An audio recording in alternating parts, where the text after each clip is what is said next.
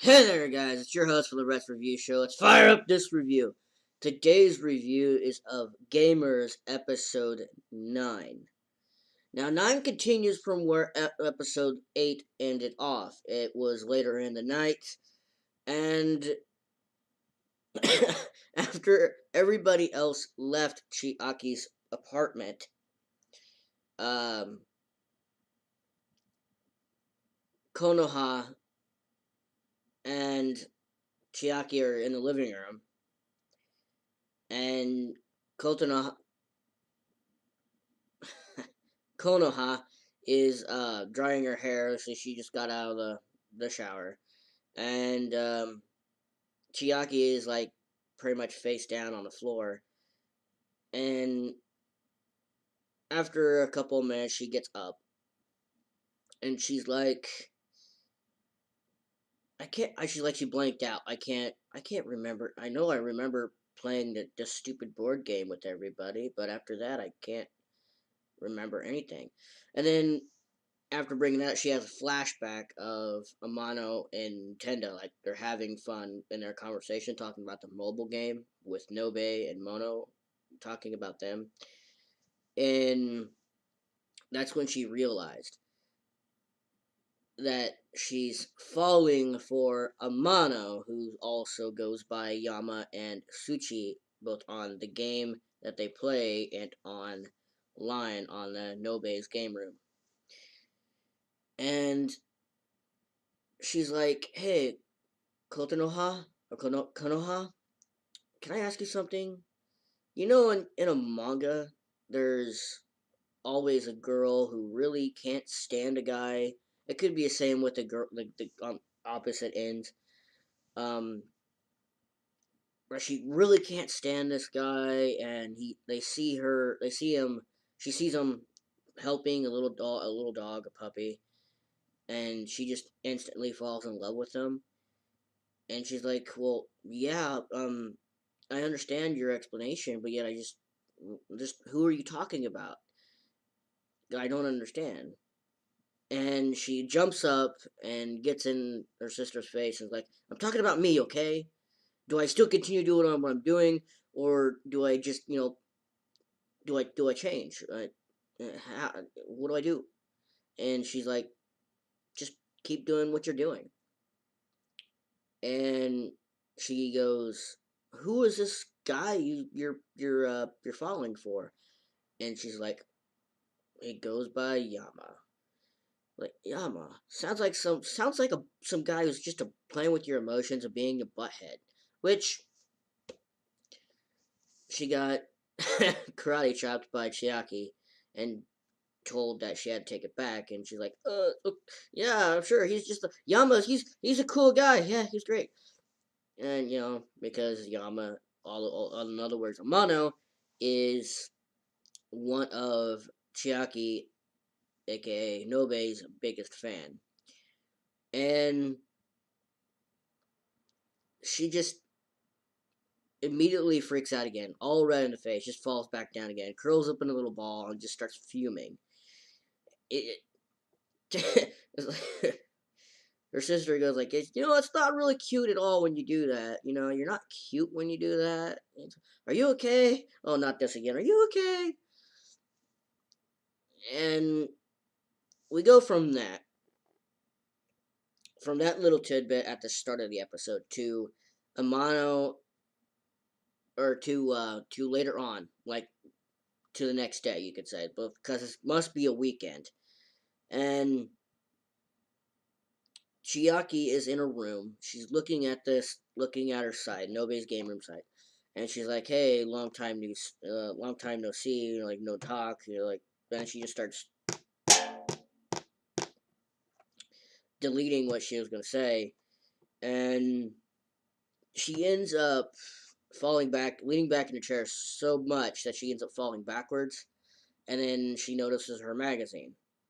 It was one of game information magazines, and she's like, "Oh, I almost forgot." So she gets up, goes to her sister's room, and Konoha, and you hear all this rumbling, and opens she opens the door, and Konoha is wearing nothing but a sweatshirt. A little bit of fan service, from what you can tell. From what you can tell, and she's breathing heavy. She's all red in the face, and her excuse was, after being asked if she was okay and why her face is so red, which makes her even more embarrassed by how she looks. At this moment, she made the excuse of that she was working out. She was doing a bit of exercising, push-ups, sit-ups, you know the whole thing. And she's like, well, I'm going to go to the convenience, Chiaki goes, well, I'm going to go to the convenience store. Do you need anything? He was like, no, I don't need anything. Like, you're probably going to go there to get your magazine, right? Yeah, you got me.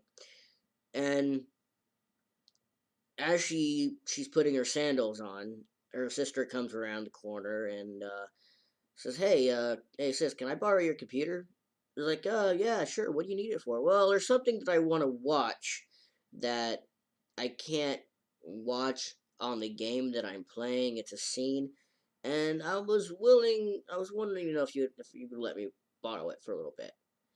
And she's like, what? Yeah, what's game? And says, to the arrow.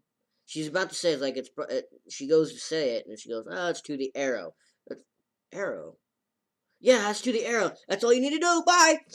And just pushes her out the door. She's like, that's weird. So she walks, and you could say it's probably pretty warm. So she's acting like, oh, it's so hot. And she gets to the convenience store. She finds her. She's like, and the guy's like, it's funny. It's titled Friend Mart, and the clerk in there goes, "Hi, welcome to Friend Mart." And she goes, finds her magazine. She picks it up. She's got a smile on her face, and then she hears, and it turns out to be Amano just looking through the glass, being a bit of like in Chiaki's words, a pervert, a stalker, and Amano, like anyone, would take offense to it, and he kind of fires back because during their conversation, um, even after he thanked her, after her giving him a sweet thing of candy, I guess, and then she says like, "Oh, I got plenty." He's like, because she forgot to charge her phone because he tried to get a hold of her and he couldn't get through. Um, she realizes her phone's dead, and she's like, "Well, it's just because I let my phone die because I've got all these guys lined up, all these dates, and Holly's just like, that's a piss poor excuse. It's like, I have I have dates, like, sorry, but your skin doesn't look like you go out in the sun very much at all."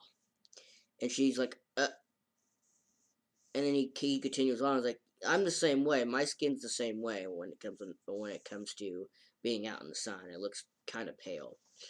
Um, it's funny because they as they're like, he's like, really, it's like, it's uh, just to think how hard it is for me. I gotta go to your place all by myself because I forgot my pass, and it's like a train station pass, I guess, boarding pass. And as they're walking back to her place, they go to talk. They go start talking, and Amano's talking like, things have changed, and he's trying to be more courageous, and you can tell there's a bit of jealousy. It's like, on an emotional standpoint, like, yeah, there's going to be a little bit of jealousy because he's like, is that what he's trying to? And it he starts to like he brings back the what happened in episode 3 where he first talked to her, where he first met Chiaki, and he's like, when you first played ages 8, I was like, I was like, all of a sudden lost all my fear and just started talking. I mean, of course, that game too ended up being our downfall in some sort of way. Otherwise, we've been friends. And she's like, he thinks he's got a victory. He's like, oh, I got a victory, and he keeps on walking, and he stops and notices that she stopped, and she goes, yeah, and she basically shoots him down, basically, because it was just funny because like, oh, you shot me down, just when I had a victory, and a bit of laughter, and she's like giggling to herself, like, ha ha ha, you thought you had your victory, ha ha ha, no, it's mine. And they get to her place, and she's offering him to stay and have a cup of tea and whatnot. He's like, no, I just came to get my pass, and I'm gonna go home. And she puts her stuff down on the counter, and she notices his pass. She immediately takes it. She does not give it to him. She goes, why don't you just stay and have a cup of tea and just wait. He was like, are you sure? He's like, oh, I don't mind. Just go sit on the couch. So he goes and sits on the couch, and she's standing behind him still. And he just happens to turn to his right, and out the window, which, as far as I noticed, not around here, maybe, at the most, as far as I've seen, some people hang their laundry out where pretty much everybody could see. And she's got her panties and all that out there, like, oh, fan service here. Not exactly, but still. She's got her undergarments outside, and he sees it, and he's like, ah! And she's like, she notices, and she calls him a pervert. Stop looking at my panties. You said you can look at my panties. Stop looking at my panties, you pervert. And it's like, oh, I didn't mean to do it. They're right there. They're right there. What else can I do? I'm a guy. I turn around. I look. You can't fault me for that. And then all of a sudden she goes, he's like, oh, maybe I should go home now. Just immediately gets up and immediately stopped by Jackie and pushed him back down. And it's like, no, I have a change of heart. You can look at him all you want. Just look. Just stay. Like, what are you talking about? It's completely different. And just stay right here. She leaves. She goes to her room. She charges her phone. She sees notifications from the game that they play, that both her and Amano play on her mobile phone. Like, hey, let's do this for raids and whatnot. And she happens to bump her mouse when Amano came to the door, and it brings up Nobe's game room site, the page. And she automatically starts freaking out. It's like, oh my god, my secret's about to be revealed. Oh no. And she's like, wait, hold on. She drops her phone. She trips over her phone. Or she drops it. She knocks it off. Ends up going towards Amano. The site's still up. She trips on one of her magazines. And she's like, don't look at my phone. Don't look at my computer. Don't look. Just don't. She grabs him by the ankle. Doesn't really grab her phone. I mean, he actually picks it up and he's holding it in his hand, and he sees Mono profile in the game. And he turns and looks at her computer and sees Nobe's game room, the site page. And he's like, what's going on? And she's like, I thought I was going to take this secret to the grave, but I guess I have no choice, but I have to tell you. And she starts doing this like preparation, like, I'm going to tell you who I really am, or who Mono and Nobe really are. And all of a sudden they heard someone yawning, and it happens to be Konoha. She's still in Chiaki's room, and she's like, well, I brought my laptop in here. Right, I brought the laptop, and I just, I fell asleep. And then Chiaki just, oh, I found an scapegoat. And she's like, Mono, and Nobe are the exact same person, and it's my dear, cute little sister, Konoha. And he's like, what? He's like, what? She's like, what? Eh? And it goes to, from there, to Urahara and Amano, obviously in McDonald's, and they're sitting there talking, and Amano just doesn't really get it, and she's like, when he's talking about Konoha, and he's like, I mean, nothing really happened after that, but I'm looking at this girl, Konoha, and she's like, he's like, she does not look like a game developer or game programmer. She does not look like my raid buddy. I mean, I'm happy that Mono and Nobe are the same person, but I just don't have the right feeling with Konoha. And he's like, and Urahara is like, he knows the truth. Obviously, he knows the truth, but he's like, this is a thing that I can't even. I mean, at this point, I can't do anything now. I mean, I can't work with what Chiaki had just threw out at him. I mean, I can't work around it. And he's like, at this point now, he's like, I was trying to play uh, Cupid for him and Chiaki, but then ended up being him and Tendo, or mainly him and Tendo. But now he's like, maybe I should have done it with him and Chiaki. Maybe I should have done that then. But then he's like sighing, and he's like, no matter what, I don't think I can be happy with how good your relationship with Tendo actually goes. And Amano was like, what? Asks him about it. He immediately jumps up like, oh crap, and it just goes. He's just like, oh, I'm gonna get late. I gotta go. I'm gonna be late for my job. Just goes. And he's like,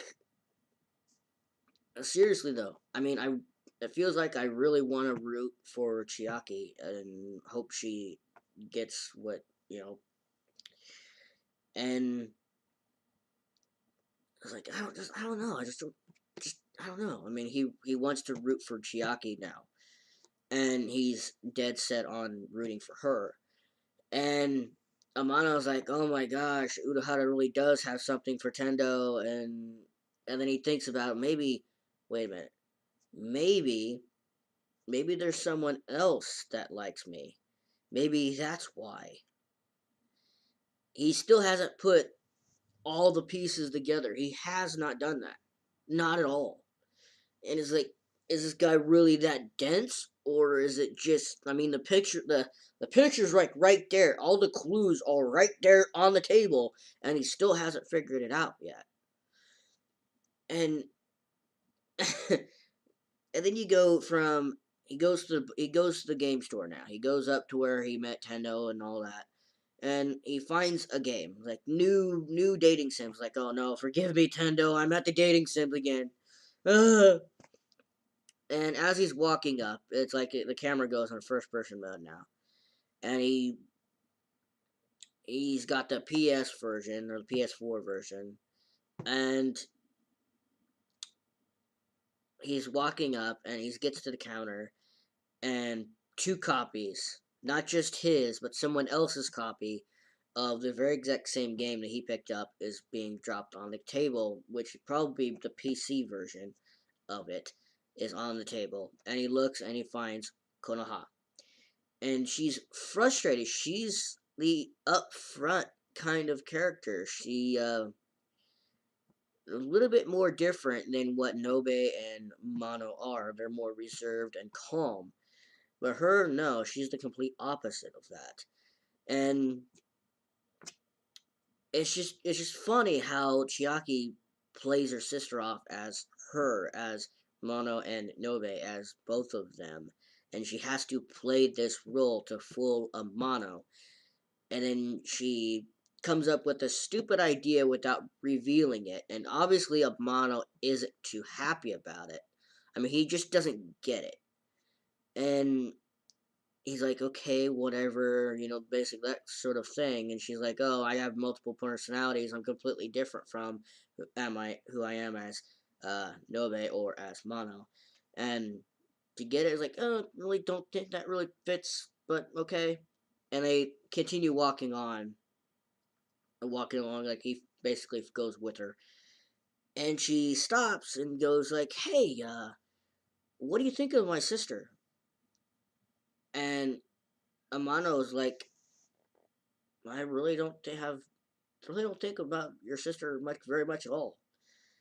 I mean, she's like a good friend, but I just don't think of her in any other way, which kind of upsets her.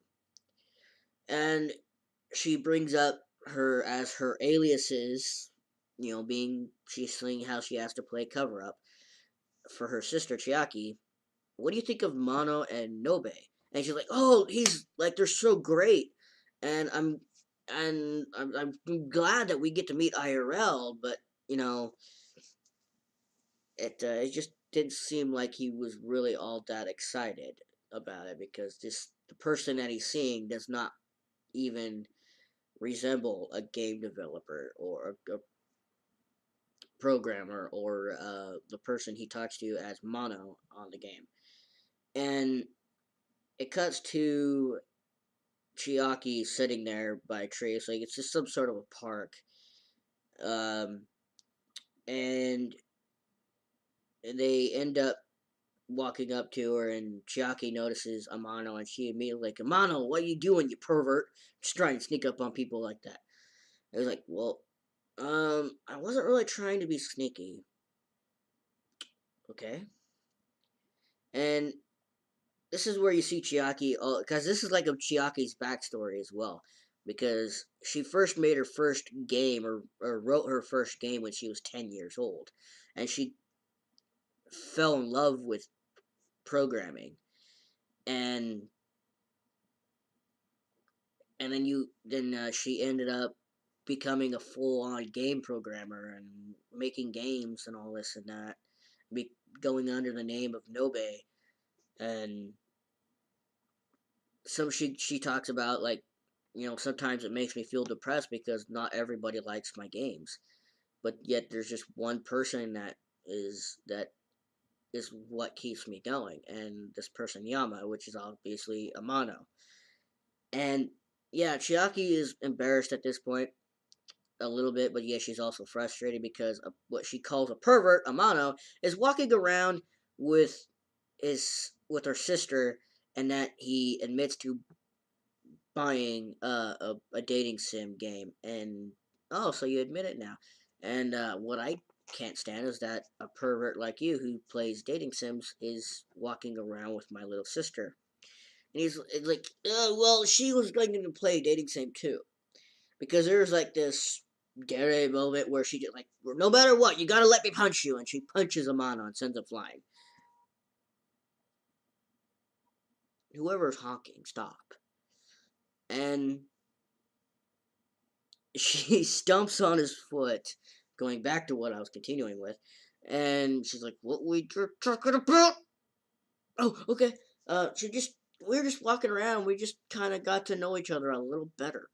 That's all. And and he's Amano's at this point. He's like, "Okay, I'm just gonna go home now. I'm gonna call it day, go home." But Chiaki gets a phone call, and he's like, "Who can this be at this hour?" And it happens to be Urahara. And Urahara blurts out something that she couldn't make out right away. And it's something that could also be triggered as a misunderstanding caused by Urahara yet again. And Konoha and Amano are like, what? Who is that? Urahara? What did he say? And she's like, well, I don't understand. I mean, he just came out and said, like, he blurted something out, and it sounded like, I'm choosing you! And that was it. And Amano and Konoha are just looking at her, and you both hear them say at the end of the episode, did he just confess her love? His love for her? And it goes to him taking, like, sneezing, like, oh, someone's talking about me. He's like, sneeze. He's like, basically looks at the camera and goes like, huh? So, we got to know Urahara's backstory in episode 2. We basically learned about Amanos throughout the episodes, throughout the story. And then we learned about Tendo's. And then now we learned about I mean, Uruhara's is in episode 2. And then we've got episode 4 with, also we learned about, the same time as well, Agari's backstory a little bit, like how she met Urahara and, as she fell in love and this and that. We learned about Tendo's in episode 4, a bit of her backstory before she met, Amano, to what we know of her now. And now we finally get to know about more about Chiaki, and that's what I would say would probably be the main part about this, because this episode mainly revolves around Chiaki, her little sister, and Chiaki's feelings, and Amano, and Amano being involved in this episode. So, without further ado, for episode 9, I'm going to give this episode a 7 out of 10. And it's time to cool down and look forward for the next review, because that's all I got for you guys today. So, peace.